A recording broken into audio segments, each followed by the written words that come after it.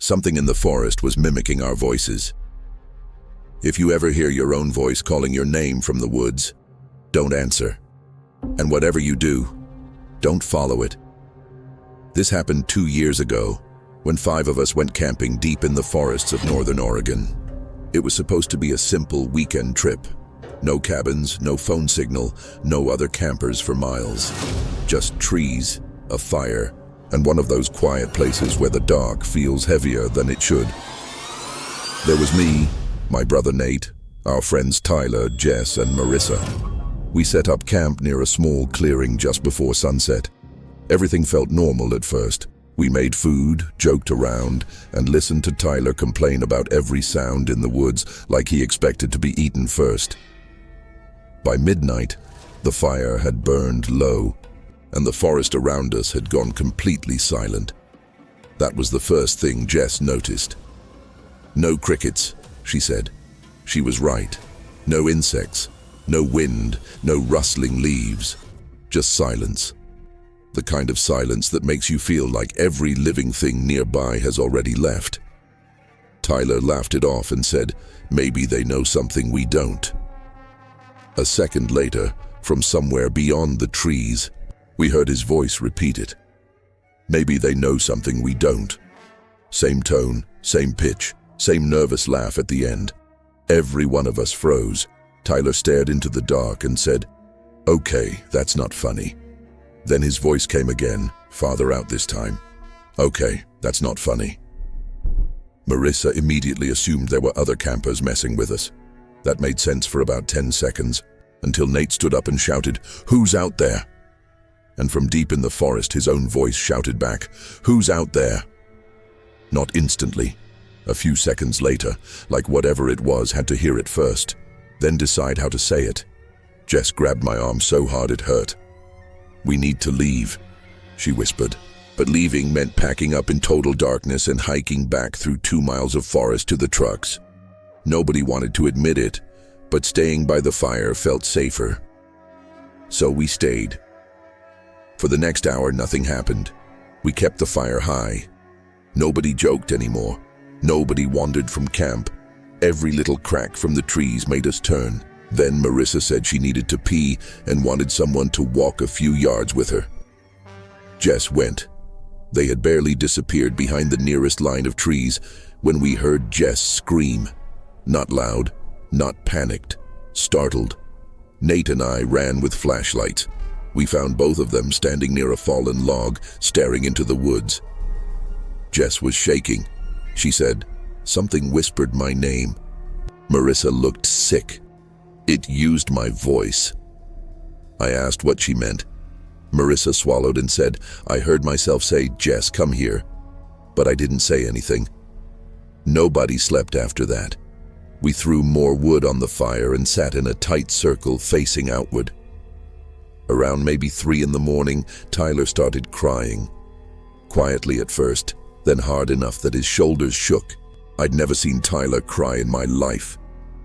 He pointed into the trees and said, "It keeps talking to me." We all turned. At first I heard nothing, then very faintly from somewhere far beyond the firelight. "Tyler." It was Tyler's own voice, a weak version of it, soft, almost coaxing. "Tyler, come help me." He looked at us with wide, terrified eyes. "That's not me," he said. Then another voice came from a different direction. Jess's voice. "Tyler, over here." Then Nate's. Then mine. One after another, from different points in the darkness, our own voices started calling to us. Not random words, not repeated phrases, specific things, personal things. "Come look at this. I found something. Help me. I'm over here." It had stopped copying. Now it was using us. Nate stood up and said we were leaving immediately. No packing, no cleanup, just the keys, flashlights, and the trail back to the trucks. We moved fast, staying together, our lights bouncing wildly through the trees. For the first 5 minutes, all we heard were our own footsteps.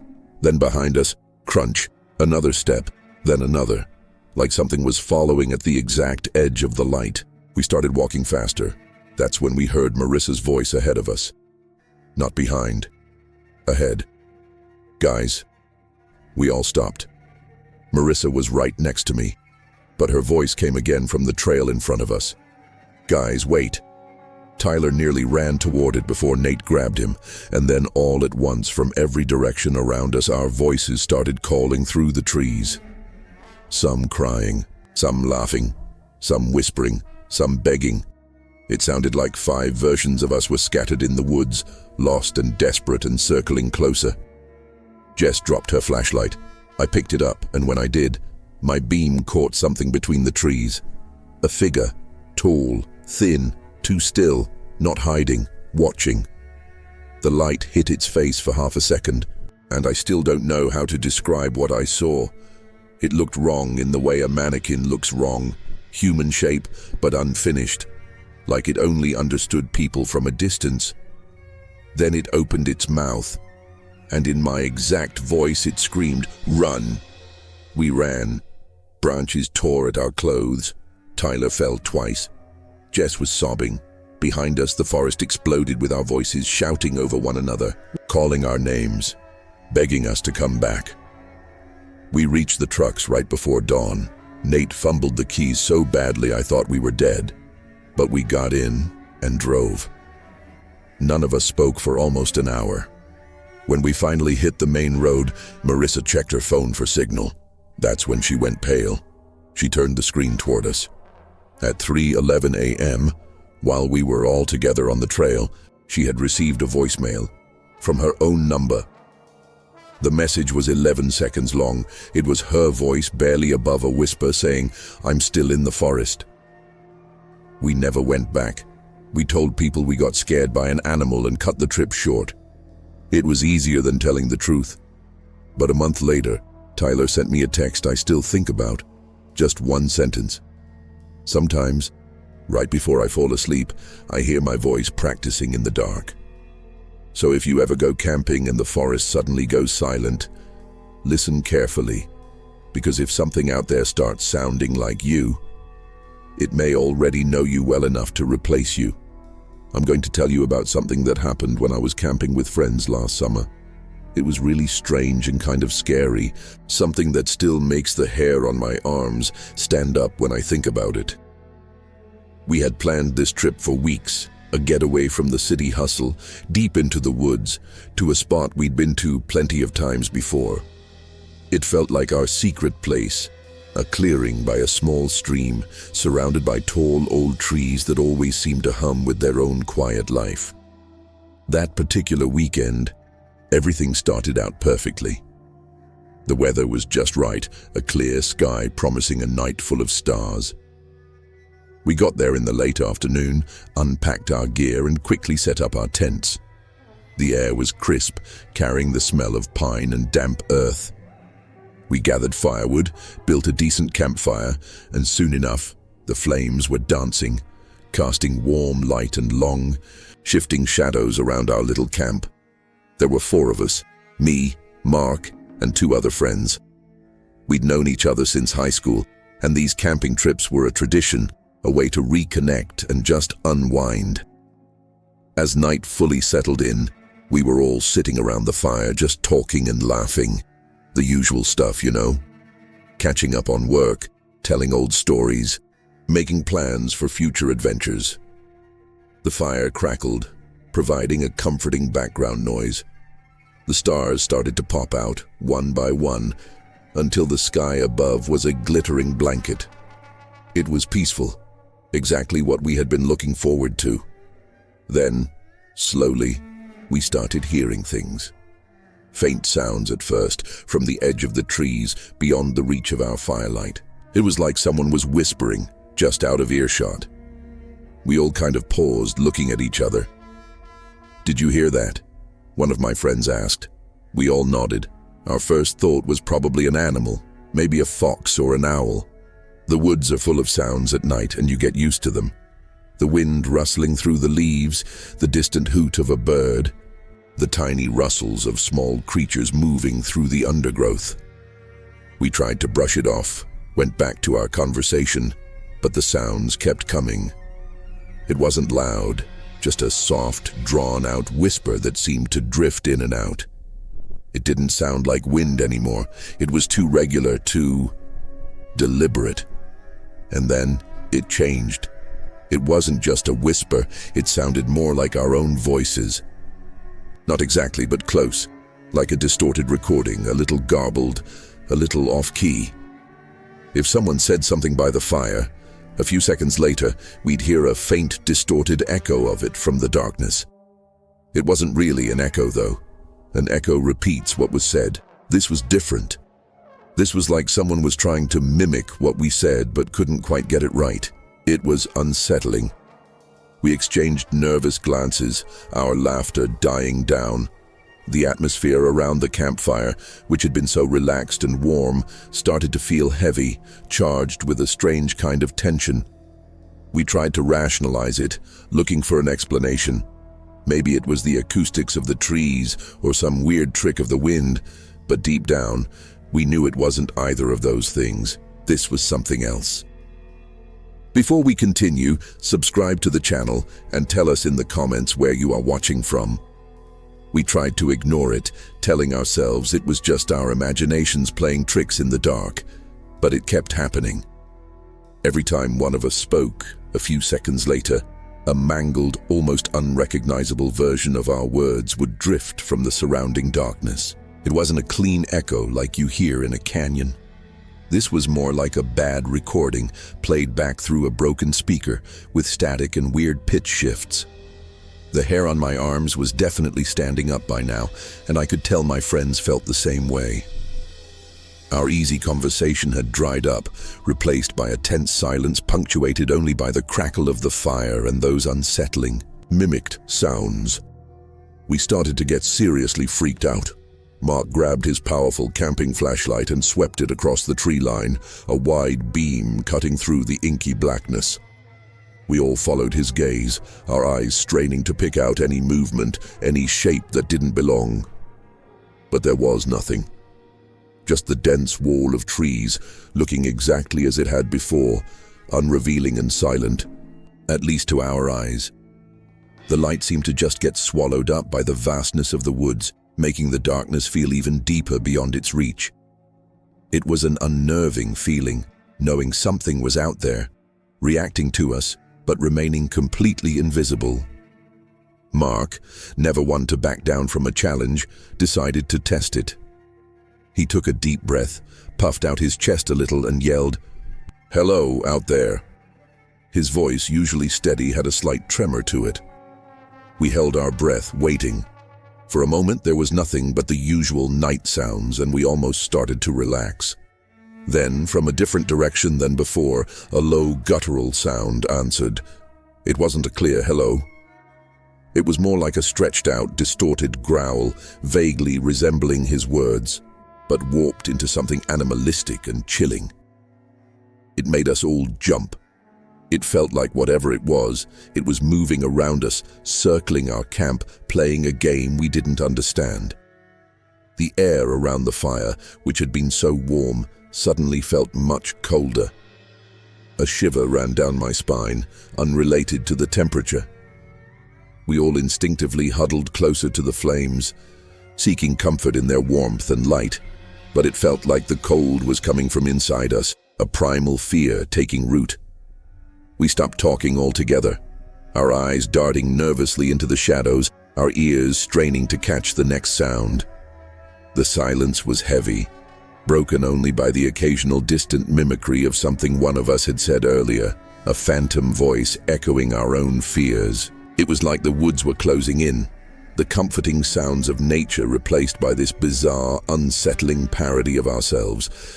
Each sound, each warped word, felt like a deliberate act, a conscious effort to mess with our minds. We exchanged worried glances, our unspoken question hanging in the air. What exactly were we dealing with? The atmosphere grew thicker, a palpable sense of unease settling over our small group. The jokes and light-hearted banter of earlier were a distant memory, replaced by a quiet dread. Even the fire, which had been so vibrant, seemed to burn lower, its flames less enthusiastic, as if even it was intimidated by the unseen presence. We knew we weren't alone, not in the way we usually were with just animals. This felt different, more intelligent, more malicious. The idea of staying there for the night, sleeping in our tents with this thing lurking just beyond the firelight, became unthinkable. We had to leave. The decision formed silently amongst us, a shared understanding without a single word being spoken. The mimicking continued, a low, almost mocking hum of our own voices, reminding us that we were being watched, being listened to. It was time to go. The air around the fire, which had been so warm, suddenly felt much colder. A shiver ran down my spine, unrelated to the temperature. We all instinctively huddled closer to the flames, seeking comfort in their warmth and light. But it felt like the cold was coming from inside us, a primal fear taking root. We stopped talking altogether, our eyes darting nervously into the shadows, our ears straining to catch the next sound. The silence was heavy, broken only by the occasional distant mimicry of something one of us had said earlier, a phantom voice echoing our own fears. It was like the woods were closing in, the comforting sounds of nature replaced by this bizarre, unsettling parody of ourselves. Each sound, each warped word, felt like a deliberate act, a conscious effort to mess with our minds. We exchanged worried glances, our unspoken question hanging in the air. What exactly were we dealing with? The atmosphere grew thicker, a palpable sense of unease settling over our small group. The jokes and light-hearted banter of earlier were a distant memory, replaced by a quiet dread. Even the fire, which had been so vibrant, seemed to burn lower, its flames less enthusiastic, as if even it was intimidated by the unseen presence. We knew we weren't alone, not in the way we usually were with just animals. This felt different, more intelligent, more malicious. The idea of staying there for the night, sleeping in our tents with this thing lurking just beyond the firelight, became unthinkable. We had to leave. The decision formed silently amongst us, a shared understanding without a single word being spoken. The mimicking continued, a low, almost mocking hum of our own voices, reminding us that we were being watched, being listened to. It was time to go. We started to pack up, moving with a speed and urgency that was completely out of character for our usual relaxed camping trips. Our hands fumbled with tent poles and sleeping bags, the simple tasks suddenly feeling complicated under the pressure of the unseen eyes. The sound of zippers and rustling fabric seemed incredibly loud in the otherwise hushed forest. As we worked, the mimicking grew louder, more insistent. It wasn't just faint whispers anymore. Now it was like multiple voices, all distorted versions of ours, coming from all directions. It was a cacophony of twisted sounds, a chorus of our own fear echoing back at us. It felt like they were closing in, forming a circle around our small, vulnerable camp. The darkness beyond the firelight seemed to press closer, alive with these unsettling noises. There was a moment when I swear I heard my own name, whispered in a voice that was undeniably mine, but stretched and slowed like a tape recorder running out of batteries. It came from right behind me, and I spun around, flashlight beam cutting through the air, but there was nothing, just the dense, dark trees. My heart was pounding against my ribs, a frantic drumbeat in my ears. We weren't just scared anymore, we were terrified. This wasn't a joke or an animal or a trick of the mind. This was something else entirely, something that wanted us gone, or worse. We abandoned any pretense of organized packing. It became a frantic scramble. We threw sleeping bags, backpacks, and cooking gear into the back of Mark's SUV, not bothering to fold or organize anything. The fire was left burning, a small beacon in the encroaching dread, but we couldn't risk staying to put it out properly.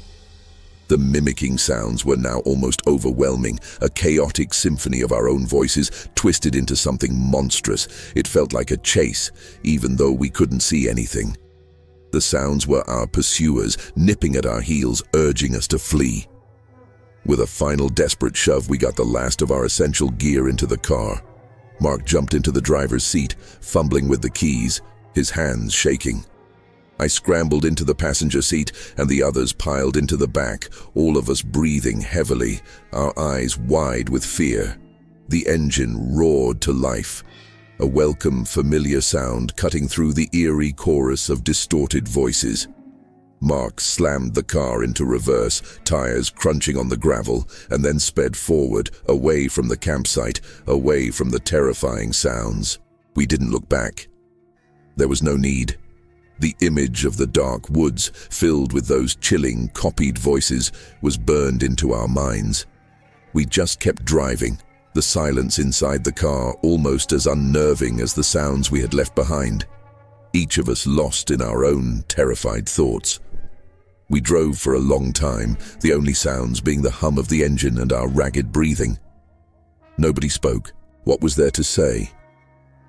We had just experienced something that defied all logic, something that clawed at the edges of our understanding. The initial adrenaline rush slowly began to wear off, replaced by a deep, lingering unease. We were safe, physically, but the experience had left a mark. We pulled into a gas station many miles away, the bright fluorescent lights a stark contrast to the oppressive darkness of the woods. Only then did we start to talk, tentatively at first, trying to make sense of what had happened. None of us had an explanation. Was it some kind of animal we'd never heard of? A strange atmospheric phenomenon? Or something far more sinister? Something supernatural? We debated theories, but none of them truly fit. The mimicking was too precise, too deliberate, too unsettlingly personal. We talked about it a lot in the days and weeks that followed, trying to process the fear, the confusion, the sheer strangeness of it all. But even now, months later, we still don't know what it was we heard that night. We haven't been back to that spot since, and I doubt we ever will. It was a truly unsettling experience, one that definitely made us think twice about camping in remote areas. The woods, once a place of peace and adventure, now hold a hint of something darker, something unknown, something that can mimic your voice and your fears.